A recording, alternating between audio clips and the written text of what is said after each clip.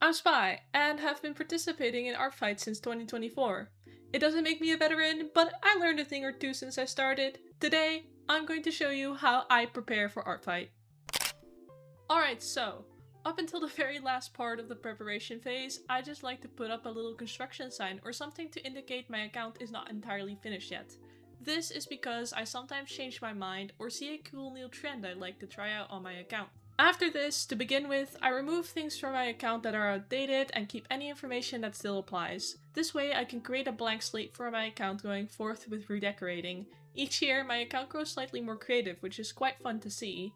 This year I did a bunch of things that apply to my personality and who I am as a person, so that the people that look at my page think, oh, wow, this person is actually quite fun and not totally boring.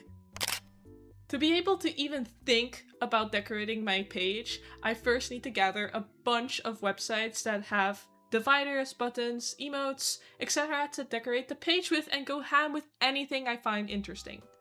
But this takes a little while since I lost most of the pages that I used last year and had to find them through videos once more. Most of my page is very customized to my interest, like I said before. A few good items to include on the main front page is a little bit of information about yourself and what you do and don't draw. These are the things I personally look for when I search through pages.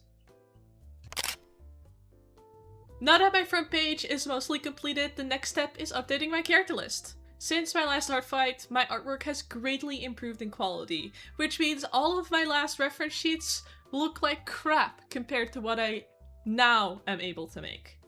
And also my characters might change, so really the update is quite needed.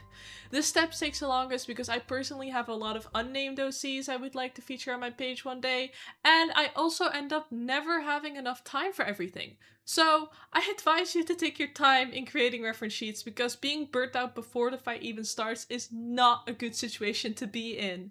Before uploading the updated reference sheets or new ones, do check if your global permissions are still what you desire. With uploading the character sheet, you can also update the individual character permission. I've just checked my global permission once more, and I had to tweak a few things as well, and maybe make it a little bit more creative looking.